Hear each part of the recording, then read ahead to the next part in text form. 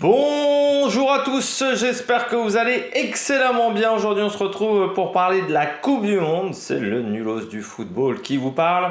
On va faire la présentation du groupe E, c'est-à-dire le 5e groupe de cette Coupe du Monde. Un groupe important avec notamment deux grandes nations européennes. N'hésitez pas à vous abonner à la chaîne, à réagir dans les commentaires, à mettre un pouce bleu, à partager la vidéo sur les réseaux sociaux, notamment auprès de vos proches si vous pensez que ça peut les intéresser.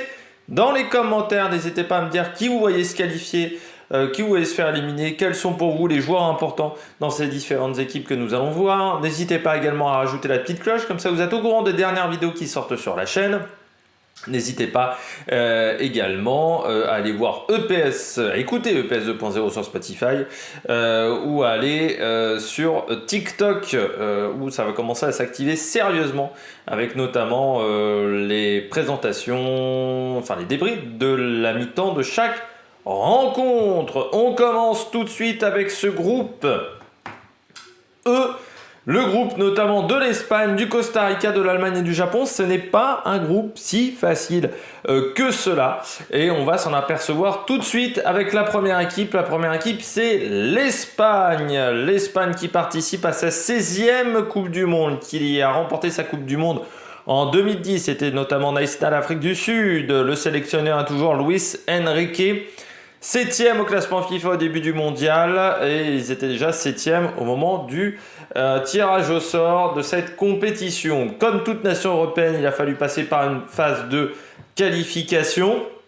L'Espagne était avec la Suède, la Grèce, la Géorgie et le Kosovo et a réussi à finir premier de son groupe avec 6 victoires, un match nul, une défaite, 15 buts marqués pour 5 buts encaissés, notamment une défaite face à la Suède 2-1, un match nul face à la Grèce 1 partout, sinon des victoires notamment 3-1 face au Kosovo, 4-0 face à la Géorgie ou encore 1-0 lors du dernier match face à la Suède. Ils ont fait également, ils ont participé à la Ligue des Nations. Sur la Ligue des Nations, ils ont fait match nul face au Portugal lors du premier match. 2-2 également face à la République tchèque. Victoire face à la Suisse.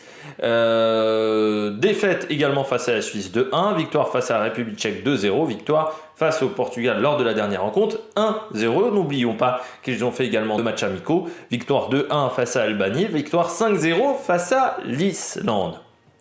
L'effectif de cette équipe d'Espagne, il y a 2 cadres qui ne sont pas présents, c'est Sergio Ramos et Piqué. C'est pas vraiment une grosse surprise de ce qu'on des derniers temps.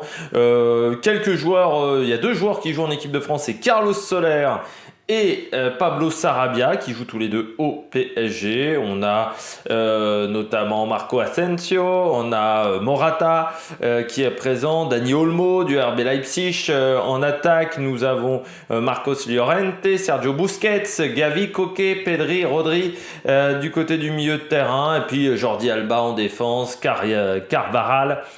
Également Aymeric Laporte, l'Espagnol qui avant jouait avec l'équipe de France, et puis du côté des gardiens de but, David Raya, Robert Sanchez et Unai Simon, du côté des 3 gardiens de but. Pas de grosse surprise dans cette sélection, avec une équipe où on a plutôt des joueurs qui ont de l'expérience, avec quelques jeunes, notamment Pedri du FC Barcelone qui a 19 ans, notamment Eric Garcia qui a 21 ans, mais la plupart des joueurs ont déjà vécu l'Euro. Ça mélange quelques jeunes joueurs, il y en a 3-4 qui ont 18, 19, 20 ans, on va dire. Et puis des joueurs plus âgés comme Busquets qui a 34 ans. Quelques joueurs qui ont plus de 30 ans. Mais il y a un beau mix, on va dire, avec des joueurs qui ont connu les déboires presque de cette équipe espagnole pendant quelques temps. Et puis d'autres jeunes qui ont connu notamment des très bons résultats dans les équipes espoirs, juniors, du côté de cette équipe d'Espagne. On poursuit, la deuxième équipe au programme, c'est le Costa Rica. Le Costa Rica qui commence à être un habitué de la Coupe du Monde. 6e participation en Coupe du Monde pour le Costa Rica. Quart de finaliste en 2014. C'est Luis Fernando Suarez qui est le sélectionneur. 31e au début du tirage au sort et au début de cette Coupe du Monde au niveau du classement FIFA, il a fallu passer par une phase de qualification dans la zone américaine, nord-américaine et centrale, où le Costa Rica a bien fini 4e derrière les États-Unis, le Mexique et le Canada. C'est-à-dire que 4e, c'est la place de barragiste à égalité de points avec les États-Unis, mais un average goal qui était moins bon. C'est une équipe qui a marqué seulement 13 buts. C'était vraiment pas une très bonne attaque. Et puis 8 buts encaissés, ça c'était quand même un peu mieux du côté du Costa Rica. 2 défaites pour cette équipe du Costa Rica pendant cette phase de qualification. C'était face au Canada 1-0 et face au Mexique. Il y a eu également 4 matchs nuls, notamment face au Mexique 0-0, face au Honduras 0-0, face à la Jamaïque 1 partout, et face au Panama 0 partout également. Et puis des victoires face au Salvador, face aux États-Unis 2-1, même à 2 reprises face aux États-Unis, face à la Jamaïque, face au Canada lors des autres matchs. Du côté du barrage intercontinental, il a fallu jouer face au premier de la zone Océanie, qui était la Nouvelle-Zélande, et victoire du Costa Rica sur un tout petit score 1-0. Et puis il y a eu des matchs de préparation, ils étaient au nombre de 3 parce que je crois qu'ils n'ont pas joué face à l'Irak finalement. Il y en a 3 qui se sont déroulés jusqu'à maintenant, ça c'est sûr. 2 partout avec la Corée du Sud, Costa Rica-Ouzbékistan 2-1 pour le Costa Rica, et puis victoire face au Nigeria 2-0, qui est plutôt une victoire intéressante parce que le Nigeria est plutôt une belle formation. Du côté de l'effectif, eh bien pas de surprise, on reprend pas mal de joueurs qui étaient là déjà en 2014. Et puis avec des jeunes joueurs, notamment offensivement, avec Jevinson Bennett qui joue à Sunderland, qui a seulement 18 ans. Vous avez Hernandez et Contreras qui ont 22 et 21 ans. Et puis même au milieu de terrain, Rowan Wilson, Zamora, qui ont 20 ans, qui jouent dans le championnat du Costa Rica. Pas mal de joueurs, notamment offensivement et au milieu de terrain. Tous les milieux de terrain jouent au Costa Rica. Offensivement, ils sont 3 sur 5 à jouer également au Costa Rica. Et puis on retrouve également Keylor Navas, le gardien du Paris Saint-Germain, dans cette sélection. Donc voilà, pas de surprise, on va dire, du côté du Costa Rica. On retrouve un petit peu les mêmes. Ils sont nombreux même à avoir participé à l'aventure du quart de finale en 2014. Donc pas de surprise dans cette sélection. On poursuit avec la 3e équipe, c'est l'équipe d'Allemagne, la Mannschaft, qui est désormais entraînée par Hansi Flick, vainqueur à 4 reprises de la Coupe du Monde entre 54, 74, 90 et 2014, qui participe à sa 20e Coupe du Monde et qui a la particularité, l'Allemagne, d'être 12e au moment du tirage au sort du mondial au classement FIFA, 11e désormais lors de cette Coupe du Monde. Comme les équipes européennes, il a fallu passer par une phase de qualification. Ils étaient dans un groupe abordable, avec notamment la Macédoine du Nord, la Roumanie, l'Arménie, l'Islande et le Liechtenstein. L'Islande s'est complètement plantée, donc c'était la Macédoine du Nord qui a fini 2e et l'Allemagne qui a remporté 9 des 10 matchs. Une seule défaite pour l'Allemagne face à la Macédoine du Nord, défaite de 1. Sinon, ils s'en sont très très bien sortis, notamment face au Liechtenstein 9-0, face à l'Arménie 6-0. Victoire également face à l'Islande 4-0 et 3-0 lors du premier match. Donc ça s'est plutôt très bien passé également face à la Roumanie. Ils ont fait également la Ligue des Nations, 4 matchs nuls, une victoire et une défaite dans cette Ligue des Nations. Victoire face à l'Italie 5-2, 2 matchs nuls face à l'Angleterre 3 partout et 1 partout. Un match nul également face à l'Italie 1 partout, face à la Hongrie encore 1 partout, et puis une défaite face à la Hongrie surprenante 1-0, et puis 2 matchs de préparation, 2 matchs amicaux également pendant cette période, 2-0 face à Israël, et puis 1 partout face aux Pays-Bas. Du côté de l'effectif, il y avait quelques doutes sur certains joueurs qui étaient blessés, mais notamment on a fait appel à Manuel Neuer, qui s'est bien remis de sa blessure, le gardien, qui a 36 ans désormais, avec notamment Kevin Trapp et Ter Stegen. Donc autant vous dire qu'au niveau des gardiens de but, ils sont quand même bien blindés. On retrouve également Götze offensivement avec Havertz, également le joueur de Chelsea. On retrouve également Leroy Sané au milieu de terrain, Thomas Müller, Gnabry, Moussaïa, enfin beaucoup de joueurs, Kimmich également, beaucoup de joueurs du Bayern Munich. Et puis on a également en défense Niklas Süle du Borussia Dortmund, Ginter, Raum, Rudiger également du Real Madrid, Kehrer qui est à West Ham, qui a fait faire des cauchemars aux supporters du Paris Saint-Germain. Enfin voilà, une équipe qui est... Il y a quelques joueurs qui manquent dans cette équipe d'Allemagne.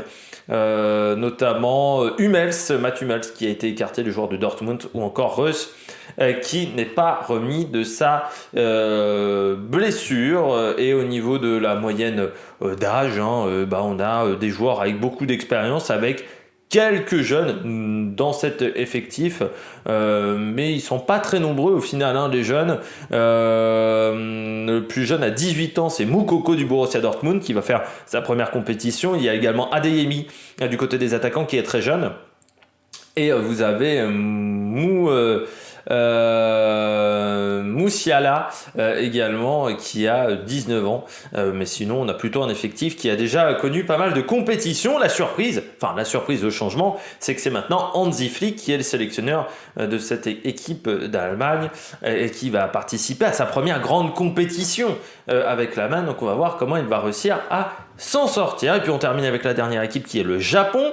Le Japon qui participe à sa 7e Coupe du Monde. Équipe qui a franchi 3 fois les 8e, qui est passée 3 fois en 8e de finale en 2002, 2010 et 2018. 23e au classement FIFA au moment du tirage au sort, 24e au début de cette Coupe du Monde. Et cette équipe du Japon qui a dû passer par des phases de qualification qui se déroulent en 2 tours du côté des grosses équipes asiatiques. Le Japon a remporté ses 8 premiers matchs lors du 2e tour assez facilement avec 46 buts marqués pour seulement 2 encaissés, notamment un 10-0 face à la Birmanie, un 14-0 face à la Mongolie. L'Asie, il y a encore énormément de disparités au niveau du niveau des sélections, notamment 5-1 face au Kyrgyzstan également. Et puis ils se sont qualifiés directement grâce à leur 2e place lors du 3e tour, où ils ont fini juste derrière l'Arabie Saoudite avec 7 victoires pour un match nul et 2 défaites et 22 points.